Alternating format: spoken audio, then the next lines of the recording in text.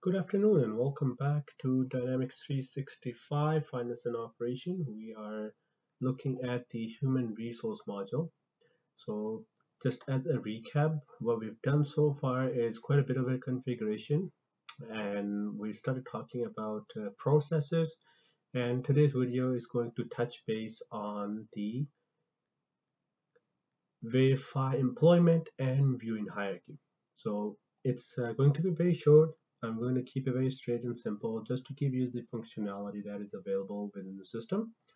So if you were to go into human resources, all active employees, and you can do the same thing for past workers as well. If you were to look at the terminated employees, you can click that employee and verify employment. So that basically gives you for the most current employment that they have, not something that is very useful to be honest, but it does give you a gist of different legal entities that they might have been enrolled in or part of, and then you can select that and simply get their simple information about start date, their end date, even the position that's applicable to them.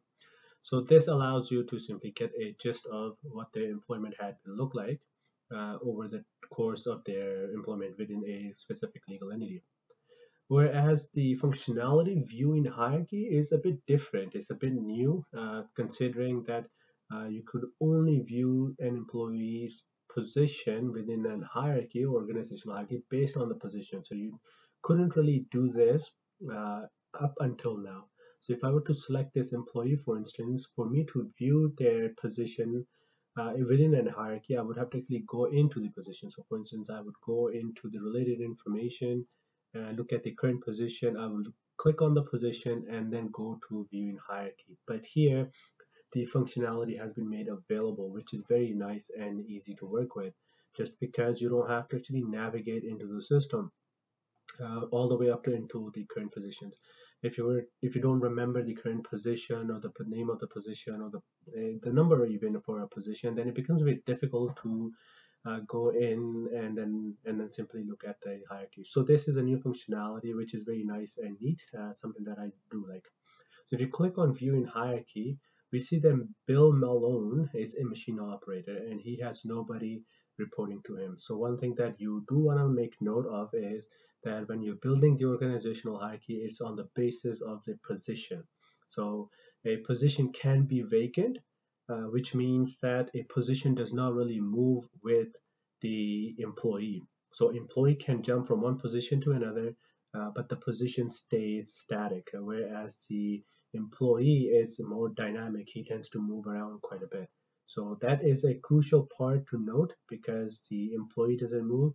The employee does move, but the positions don't move. So you want to make sure that you have that functionality and thought process clear. So if I click on Tony, for instance, you could see that there are four people, not even actually four, there you could see there's the next button. So there are four people here that are reporting, and then if I click next, then there are four more people, and then I can continue to go on and on. So there are quite a few people that are reporting, and as you can see, there's an open position. So that's what I meant.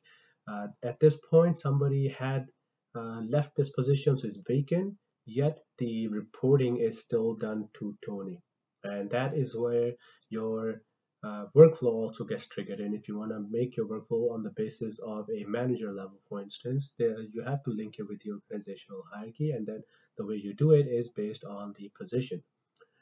So there are different types of hierarchy. I don't want to get into too much detail until we get into the position, just to give you a glance of what kind of different hierarchies you can create.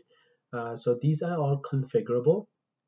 So there is a line which is basically a direct reporting. So Phil, for instance, is directly reporting to Tony, whereas you can also create a dotted line dotted line reporting, for instance. So that would be like matrix or a project. So if I were to click on a project, for instance, you could see that there are quite a few people who are reporting indirectly to Bill, and that is called the dotted line reporting. So if you're not too familiar with the language that is used within the HR module, that is one of the things that you need to be very need to be able to understand and be able to communicate that this functionality within the system allows you to have a dotted line hierarchy as well as a direct reporting hierarchy. And it's very easy to do. It's nothing hard. So when we get into the positions, the position forms, we will start discussing about how you can configure that in the within the organization hierarchy. So with that, I will leave you to start experimenting things on your own, and I'll see you in the next video when we talk about view changes and manage changes.